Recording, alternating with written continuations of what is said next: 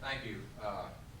Yeah, I appreciate the opportunity to be here. Interesting opportunity and experience and challenge. As Dr. Boles said, I, with the help of a lot of other people, created a program. Can you use the microphone? Let me get this. That better? Yeah. Am I on here? Let's see. Yeah. In 2003, we developed a planning officials training program. This was directed at the people who make planning decisions. We'll talk about that a little bit more later.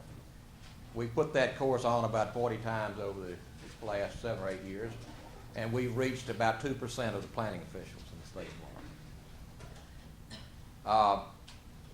Florida. The notion of education, the notion of training and so forth is an elusive one, but what Dr. Boles has asked me to do essentially is to distill essentially a 2-day program into an hour and a half for journalists. Now, that's about right. I mean, they only need a little bit of information. But I will assure you that's a significant condensation of the information. So I've actually revamped it a little bit, changed it around somewhat, specifically to try to frame the question. I think the discussion during the day is going to be very interesting. My task is to essentially give that some framework. There'll be some opinions in it, but I'll try to hold those down to a dull roar. All right. As I think you said, I'm with the University of Florida. I am not a professor. I'm a planning administrator. I've been working within the university in an outreach program for a number of years, but I was a planning director for a number of years in Hillsborough County, notably here in Florida, for about 8 years in the 90s. And so that's where I come from in this, not from an academic viewpoint, but from one of how does this work? What does the practice of planning look like? And particularly, how does it work in Florida? Now, when we talk about planning, we're really talking about building communities. We're not talking about writing plans. I know people look at planners and say, well, that's your job, you write zoning ordinance, you write plans. Yeah, we do that, but they're tools. The proof in the pudding is, what does the community look like that you're building? It's all about building communities, and I think that resonates with you, the public, and so forth as an understanding of what this really is all about. Now, what are we talking about? I see Charles Patterson is going to be on the program later. 1,000 Friends of Florida commissioned a study a few years ago to project population in the state of Florida. And I updated the 2010 number. They were actually started in 2007. But the best estimate I saw in my quick research of the current estimate in 2010, we have about 18.9 million people in the state of Florida. As the study commissioned by the 1,000 Friends of Florida looked at the year 2060, in other words, 50 years away, and projected that we would be looking at 35.8 million people in the state of Florida. And I was not quite doubling the population, but close.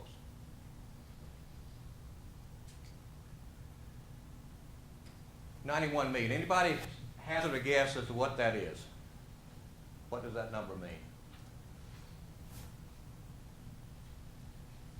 No idea. Is that the build-out estimate that the Regional Planning Council did for total population, what, 2030 or something? Close, but not exactly. The Regional Planning Council in the 90s, over 10 years ago, did an estimate of what the permitted density of all the comprehensive plans in Florida would accommodate in terms of population. Now, that was 10 years ago. I suspect this number is probably 100 million today. I can assure you we have not neglected changing our comprehensive plans between the last 15 years. My point of saying that is that if we look at what the population growth is going to be, and we look at what the plans permit, we don't have an issue of being underplanned. We have not created a shortage of land. Now, that doesn't mean it's in the right place, doesn't mean it's in the right use, right intensity, but it's rather telling in terms of what that shows us. Now, as also a part of that study that 1,000 Friends commissioned, the University of Florida, our Geo Plan Center, did some geographical spatial examples of what would that look like. Well, they essentially looked at, that's the middle part of the state. If you have South Florida, Tampa, St. Petersburg, Orlando up here. The green areas you see are essentially preserves. Those are state lands or lands that are in some kind of preservation. Water, the blue is water, and so we presume those will remain the same. The yellowish color are essentially open agricultural lands, other lands, ranch lands and so forth, forest areas and so forth that are undeveloped.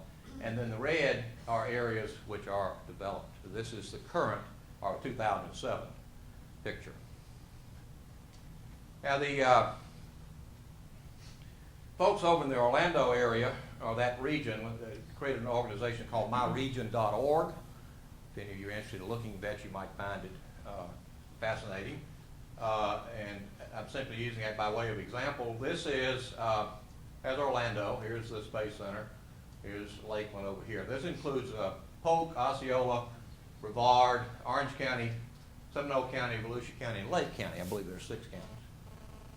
And this is what that same pattern in a more three-dimensional context would look like in terms of what is there today. And you see the concentration of Orlando here and various other cities that we could identify. What would that look like in 2060? That's what the geospatial designation looks like. You will see a rather dramatic difference in the amount of our ranch lands, agricultural lands that are now shown in the reddish color as urban. And in the my region area, you see what that would be projected to look like. You'll notice that they've used a sort of reddish color. I don't know if that was intentional, but that more or less reflects that red that you saw on the bird's eye view on the last map. So the question becomes, and much of what the myregion.org work was looking at is, how do we accommodate that? What are the implications? What are the impacts of that? And they, in fact, have suggested that there's a different vision, which I'll talk about a little bit later. But I wanted to quickly give you a sense of what it looked like from where we were today with 19 million people to where we would be projected to be in 50 years with almost 36 million people in the central part of the state. Now, without planning, this would have been a mess. Always liked this little cartoon back from years ago in terms of the irony of it. Okay. Florida, a number of years ago, I think the planning process or the commitment to planning in Florida really began in the early 70s. And there was some legislation that was adopted that in effect said that local governments should plan, needed to plan, but did not have any teeth in it, didn't have any enforcement. Consequently, that didn't happen. At about the same time, we began to see a significant emphasis on environment. Prior to about 1970, the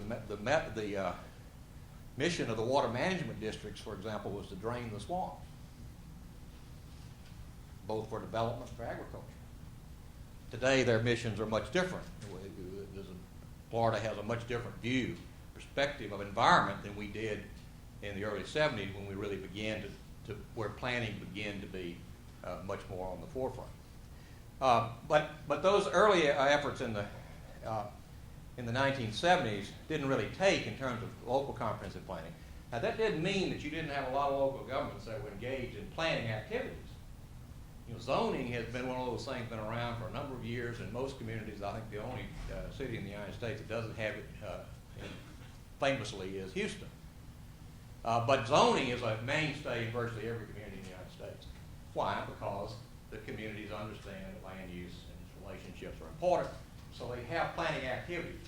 But the movement toward the comprehensive plan as becoming the primary tool really began in the 70s and progressed for a number of years, but came to fruition in 1985.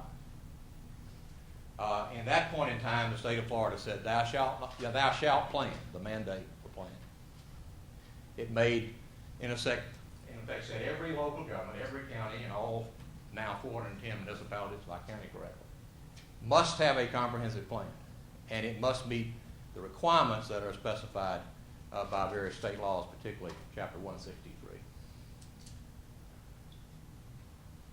Now, part of my condensation of this two-day course into a few minutes for this group is to not get into a lot of detail about what all these things say, but basically point out that in 1985, Florida Statute Chapter 163 was adopted. And in effect, it provided a legislative intent and specified what the components were required of a comprehensive plan. And if you look at planning today, you'll see that there are mandatory components and then there are optional components and so forth. Those have changed over the years, but they've largely remained fairly much intact as the structure of comprehensive plan. Chapter 163 also sets up a process for adopting and amending plans, and it requires that local governments implement the plan. Typically, that's done through regulation. It's also influenced significantly by how we invest, capital improvement programs, other programs, and so forth. So essentially, the concept that was created under 163 was you had to have a plan, you had to have a way of adopting and amending it that's a standardized process, and you have to have ways of implementing this plan. Now, the primary tool established in 163 was the local comprehensive plan. 67 counties and however many cities we have, 410. Some of those cities has obviously several 100,000 people. Some of them have 3 people. They represent a whole rather broad range of the scope in terms of governmental capability. What does a comprehensive plan include? Well, it's essentially a presentation of a vision. By the way, the comprehensive plan of the Chapter 163 does not require that you have a vision. I think the planners would probably suggest that's not very good, and in fact, it now incentivizes a vision. But I've simply taken the liberty here to say that the purpose of the comprehensive plan was an organized way of presenting a vision. Policies to guide decision making, maps to depict the arrangement and development of supporting facilities, and descriptions of means of implementation through capital improvement plan development regulation.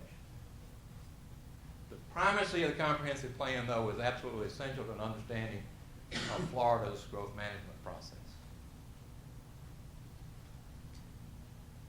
Now, 163 is not the only thing that relates to planning. Trust me, I'm not going to give you a primer on all of these. But the point I only want to make here is that there are other elements that are contained and found in other parts of the legislative statutes. And there are a set of rules, as you probably know, Florida Administrative Code, that implement these various things. The DRI legislation, that's developments of regional impact, those have been with us since the early 70s. The role of state and regional planning is defined. There's a state comprehensive plan, if you ever happen to read it. That doesn't get modified very often.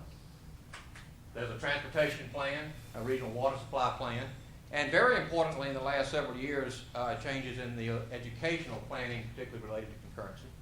We have a specific section on property rights. Most of you, of course, are familiar with at least the term for the word Harris Act. And then, of course, there's the administrative sections. So all of these supplement and support interact with Chapter 163 in terms of making up the larger picture of planning in Florida.